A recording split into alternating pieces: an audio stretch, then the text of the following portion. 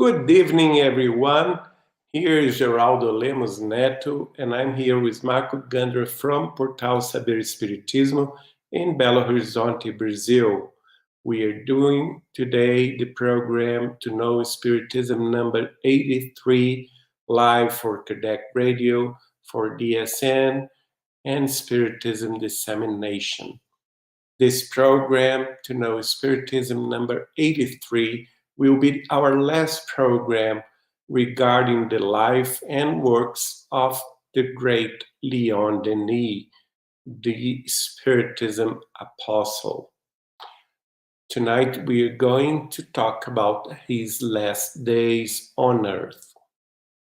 We know that in the last years of his life, with serenity and sensitivity that only old age provides, Leon Denis acquired the certainty that he had indeed been a Celtic in previous existences.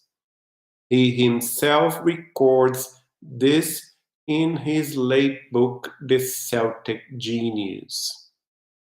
And we can see on my left-hand side the Book of Celts, Chi Rho, and we know that the Chi Rho is the Vatican Alpha and Omega, Christ from beginning to the end, is the meaning of the Chi Rho. And in his last book, Leon Denis wrote, "I lived in Western Gaul. My first 3 human lives and always kept the impressions of the early days. In my current life, at the age of 18, I read the Spirits book by Allan Kardec, and I had the irresistible intuition of the truth. I seemed to hear distant or previous voices that told me 1,000 forgotten things, a past resurrected with an almost painful intensity. And everything I thought, observed, learned since then was just to confirm this first very impression."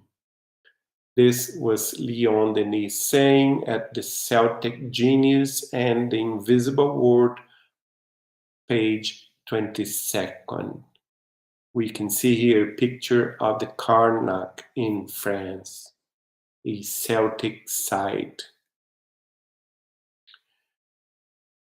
The time to leave for the spiritual plane, from where he continues his mission, comes to find the worker already elderly, 81 years of age, in full activity. He hastens to complete the book, The Celtic Genius and the Invisible World, to deliver it to his publishers. He would never get to see it published. He said to his secretary, Claire Beaumont, the preface promised to Henry Henrisos, who will publish a biography of Allan Kardec. What job would be more worthy of ending the career of Leon Denis? We know at that time that Leon Denis was blind, and his secretary, Mrs. Claire Beaumont, made a very important role in his life and in his works, because she was the one that wrote everything that was in his mind. So we come to the rainy morning of April 12, 1927. It was the Holy Week. In Denis' room, faithful friends accompanied him in his last moments. And we are now in the Holy Week. Exactly 90, let's see here, uh, 94 years ago, uh, at April 12, 1927, Leon Denis had his last day on earth, and he was surrounded by his closest friends. One of them was Gaston Luz and his wife, and also his secretary, Mademoiselle Beaumard, holds in his hand the dying, who never ceases to give him recommendations for the future of Spiritism. Called to space, Denis leaves victorious, and from there he continues to enlighten, comfort, and animate us. His goal was, man, my brother, let's go to the highest. Leon Denis was and still is very important inspiration and rapture for all of us in the Spiritist doctrine. We can see here all his main conferences that he gave throughout his life. We can see there are hundreds of them. Those are only the most important, like his works on patriotism, on materialism, on spiritualism, his work on the frame of the universe, the evolutionism and spiritualism, the apology for spiritualism, the ultramontanism and Franco-Freemasonry, in the works around the boards and universal life, the progressive existence of being, psychic phenomena, experimental spiritualism, science, philosophy, and moral, materialism and spiritualism, the cult of the dead, Spiritism, its difficulties and benefits, Spiritism and the democratic ideal, moral and social consequences of Spiritism, and so on, the origins of Spiritism, and God's idea, uh, and also Spiritism in antiquity, Spiritism through the times, Spiritism and the mission of the 20th century that was held in June 1910, and also about the life and works of Joan of D'Arc, and so on. So, and a very important, socialism and spiritism, spiritualism before reason, spiritualism before science, and so on. So very important conferences, and many of them was translated into books.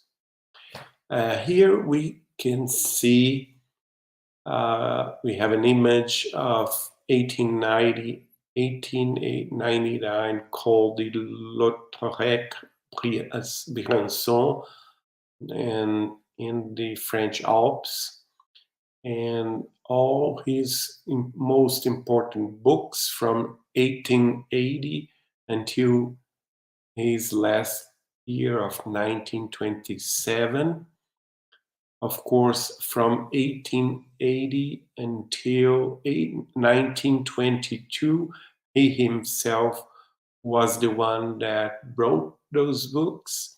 And from 1923 until 1927, he was already blind, and his secretary was the one, Madame or Mademoiselle Claire Beaumont, was the one that translated all his thoughts into the book, writing the book, the Spiritism, the cleric and the Catholic clerics is one of them in 1923. In 1924, Socialism and Spiritism, and in 1927 his very last book, The Celtic Genius and the Invisible World, all sayings for Claire Beaumont. Mrs. Beaumont, or Mademoiselle Claire Beaumont, wrote a book by herself that is called Beyond Any in Intimacy. We can see a picture of her in her late ages in my left hand side, and he wrote about Leon Denis. She wrote about Leon Denis himself. I had a natural joy and never lost the occasion to say a kind word, which it came to him so quickly that his interlocutor was surprised by the serious-looking octogenarian in a game of spirit so cheerful. And also his biographer, Gaston Luz, the one that we can see in the picture in my right-hand side, that wrote Leon Denis, the Apostle of Spiritism, wrote that he was peppered with a hint of malice Gallic, very personal. From the groups, the Spiritist group Leon Denis in Rio de Janeiro, we can see Mr. Altivo Carissimi Pamphilo referring to the works of Leon Denis. Leon Denis is a very determined soul. He was a soul capable of fighting for his ideas. He was a soul that did not surrender. And Mrs. Lucia Matias wrote about him. How Beethoven composed his Ninth Symphony completely deaf. How Aleijadinho sculpted his prophets without hands. Leon Denis dictated the blind. Leon Denis, that was blind at that time, dictated that the Celtic genius and the invisible word. How did they do it? By superimposing in all three cases the sovereign forces of the spirit on the sick body. And this is very much important. Like Leon Denis said himself, at the end of my life, at this hour, twilight in which a new stage ends, in which the shadows grow and cease and cover all things with their melancholic cloak, I remember the path traveled since my childhood. Then I look ahead to that door that soon will be open to me, to the hereafter and its eternal clarities. Higher, always higher up, Leon Denis.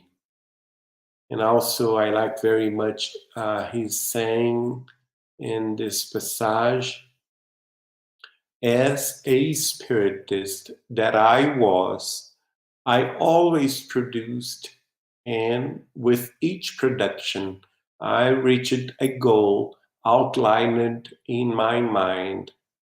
I managed to do what I could because I determined to do it. I never faltered at any time.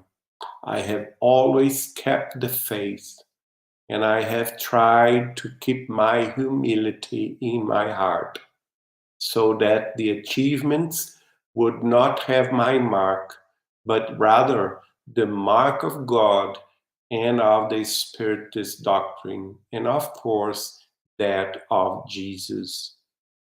Every day on my personal road, I said to myself, man, work. One day you will reach old age. Seek to be the one who has an old age worthy. Try to work. Try to overcome not the powers of the world, but try to overcome yourself, walking towards your own destiny, towards your own elevation, towards your own being.